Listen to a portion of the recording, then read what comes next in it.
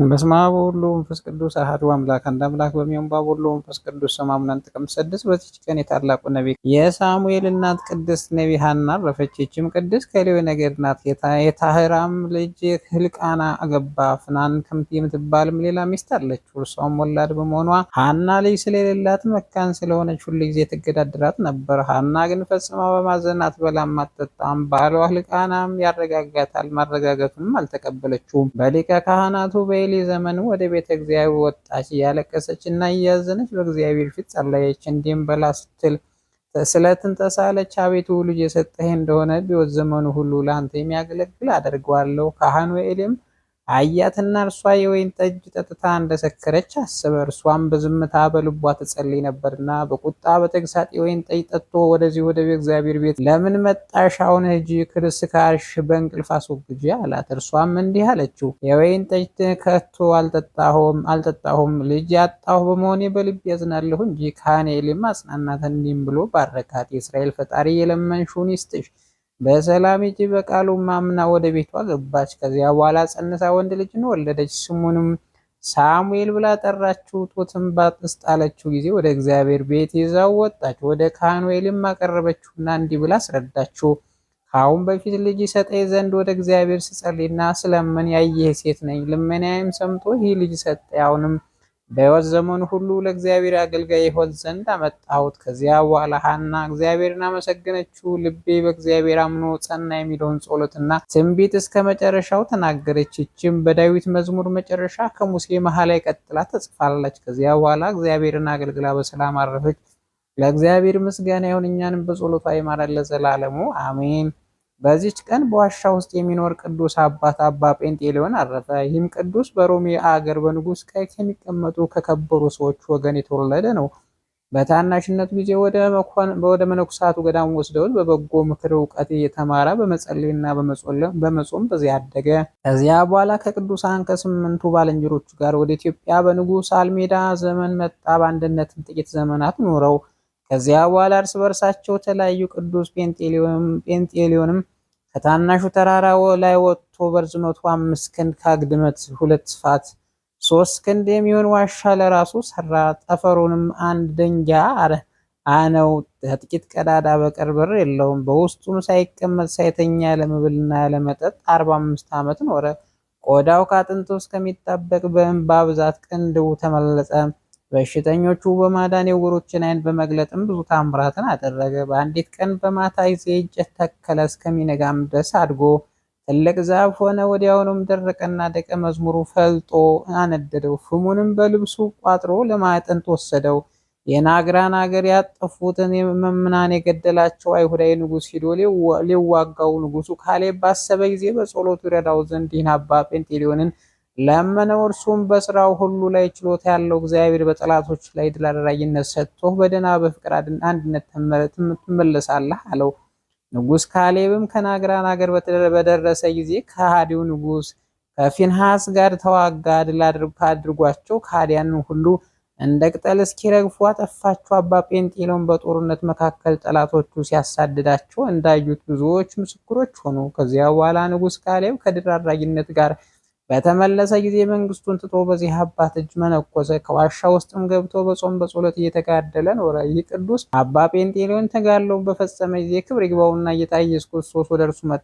ስሙንም ለሚጠራ መታሰቢያን የሚያደርግ ገድሉን የሚጽፍ ቃል ኪዳን ሰጠው። እንዲህስ ድካም ይበቃሃል፣ እረፍ። ያንን ጊዜም በአጥንቶቹ ተነቃነቁ። በፍቅር አንድነትም አረፈና ከበዚያ ዋሻ ውስጥ ተቀበረ። ለእግዚአብሔር ምስጋና እኛንም በዚህ አባት ጸሎት ይማረን፣ በረከቱ ከኛ ጋር ትኑር ለዘላለሙ አሜን። በዚች ቀን ብና ከሚባል አገር ኤጲስቆጶስ እንጦንዮስ በምስክርነቱ መታሰቢያ ነው። በረከቱ ከኛ ጋር ትኑር ለዘላለሙ አሜን። በዚች ቀን የስሙ ትርጓሜ አዋቂ የሆነ ዕንባቆም ነቢይ መታሰቢያው ነው። ይህም ቅዱስ ከሰሞን ከዮሴፍ ነገድ የዮሳፍጥ ልጅ ነው። ዜናውን በግንቦት 24 ተጽፏል። በዚች ቀን የሀገር አንቴና ኤጲስቆጶስ ቅዱስ ዴናስዮስ በሰማዕትነት አረፈ። ይህም ቅዱስ በአንቴና ሀገር በእውቀቱና በመራቀቁ የከበረና ከፍ ያለ ነው። በአንቴና ከተማ በአዋቂዎች የመሳፍንት አንድነት አማካሪዎች አንዱ እሱ ነው። ቅዱስ ሐዋርያ ጳውሎስም ወደዚያ በደረሰ ጊዜ ሃይማኖት አስተምሮ የክርስትና ጥምቀትን አጥምቆ በአንቴና ሀገር ኤጲስቆጶስነት ሾመው። ብዙ ድርሳናትን ደረሰ። ከእርሳቸው አንዱ ክብር ይግባውና ስለ መድኃኒታችን ስለ ቅለት የደረሰው በዕለተ ዓርብ የሚነበብ አንዱ ነው። የእምነቱ ምክንያት እንዲህ ነው። ከዕለታት በአንድ ቀን በፍልስጤምና በፍልስፍናው ቤት ተቀምጦ ሳለ በአንቴና ፈላስፎች በእርሱ ዘንድ ተሰብስበው ነበር። እርሱም ለሁሉ አለቃ ስለሆነ ዓርብ ቀንም ቀትር ሲሆን ፀሐይ ጨለመ፣ ታላቅ ንውጽውጽታም ሆነ። አሕዛብ ሁሉ ደንግጠው እጅግ ፈሩ።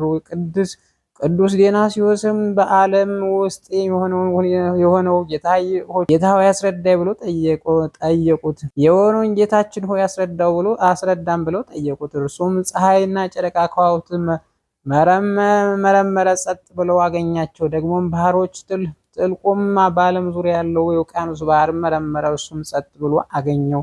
ከዚያ በኋላ በአርስጣላባ የሚባል የፍልስፍና መጽሐፍን አንስቶ ሲመረምር በውስጡ እልመክኑን የሚል ስም አገኘ። ይህም ህቡዕ አምላክ ወረደ፣ ወገኖችንም በእርሱ ላይ ተነስተው ሰቀሉት ማለት ነው። በዚያች ጊዜ ልብሱን ቀዶ ታላቅ ሐዘንን አዘነ። ከበታቹ ምሁራን ያየውን ያስረዳቸው ዘንድ ለመኑት። እርሱም ሁሉን ነገራቸው። እነርሱም ይህን ሰምተው ታላቅ ፍርሃት ፈሩ። ደቀ መዝሙሩ ኦሲዮፎንስንም የሆነውን ሁሉ የዚያችን ቀን ስሟን፣ ሰዓቱን፣ ወርዋን፣ ዘመኑን እንዲጽፍ አዘዘው። ዳግመኛም በጣዖቱ ቤቶች በደጃፋቸው እልመክኑን እያሉ እንዲጽፉ አዘዘ። 14 ዓመት በኋላ ቅዱስ ሐዋርያ ጳውሎስ ወደ አንቴና ሀገር መጣ። ክብር ይግባውና የመድኃኒታችን ኢየሱስ ክርስቶስ መውረዱን ከእመቤታችን ከቅድስት ድንግል ማርያም ከስጋዋ ስጋ ከነፍሷ ነፍስ አነስቶ መወለዱን፣ መከራ መቀበሉ፣ መሰቀሉን፣ መሞቱን፣ በሦስተኛው ቀን መነሳቱን፣ ማዕረጉንም በሕያውና በሙታን ለመፍረድ ዳግመኛ መምጣቱን አስተማረ። የአንቴና ሰዎች የሐዋርያውን ስብከት በሰሙ ጊዜ እጅግ አደነቁ።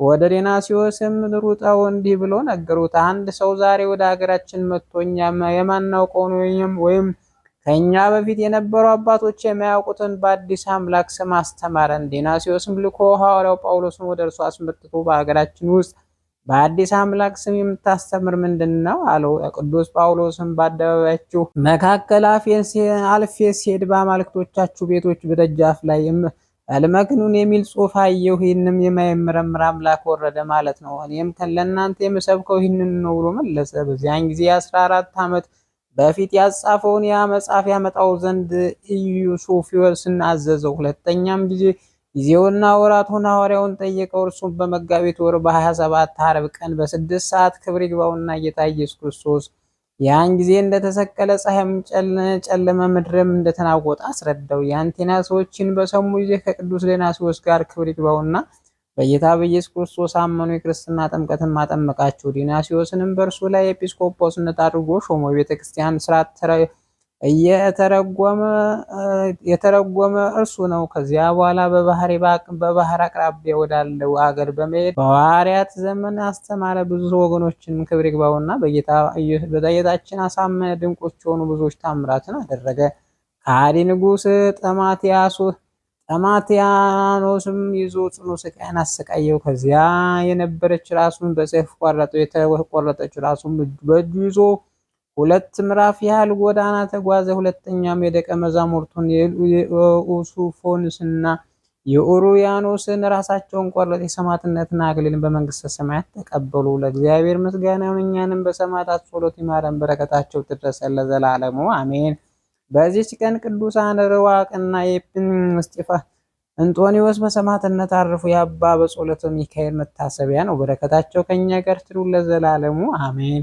በዚህች ቀን የሴት ልጅ ሄኖስ የዕረፍቱ መታሰቢያ ነው። የእግዚአብሔር ስም መጥራት የጀመረ ይህ ሄኖስ ነው። ሄኖስም 190 ዓመት ኖረ፣ ቃይናንንም ወለደ። ቃይናንም ከወለደ በኋላ 715 ዓመት ኖረ። ወንዶችና ሴቶች ልጆችን ወለደ። በቅዳሜ ቀንም አረፈ። መላ ዕድሜው 905 ነው። በረከቱ ከኛ ጋር ትኑር ለዘላለሙ አሜን። ጌታ ሆይ ከብልጽግናቸው ብዛት የተነሳ ብዙ መባ ካገቡት ይልቅ ዕዳይቱን አነስተኛ መባ እንደተቀበለው ጊዜ የሚያገለግሉን አእላፍ መላእክት ያሳሰቡ በችግር ጊዜ ማቅረብ ምስጋና ተቀበል። እናንተ ቅዱሳን ነቢያት፣ ሰማዕታት፣ ጻድቃን፣ ትጉሃን መላእክት፣ ፍጹማን ደናግል እንዲሁም ደጋጎች መነኮሳት ልጅ አዋቂ ሳይል የምንሰበሰብበትን የጉባኤ ቦታ ባርኩ። የመጽሐፍ ወረቀት አዘጋጅቶ ብራና ዳምጦ የጻፈውን ያጻፈውን ከግዕዝ ወደ አማርኛ የተረጎመውን ቃል ንባቡን በእርጋታ መንፈስና በተመስጦ ሕሊና ያዳመጠውን በደለኛውን ሁሉ የምታስምር የጌታና እናቱ ማርያም ጸሎት ኢየሱስ ክርስቶስ በአንድነት ይማረን። ኢየሱስ ክርስቶስ በአንድነት ይማረን። ኢየሱስ ክርስቶስ በአንድነት ይማረን ለዘላለሙ አሜን።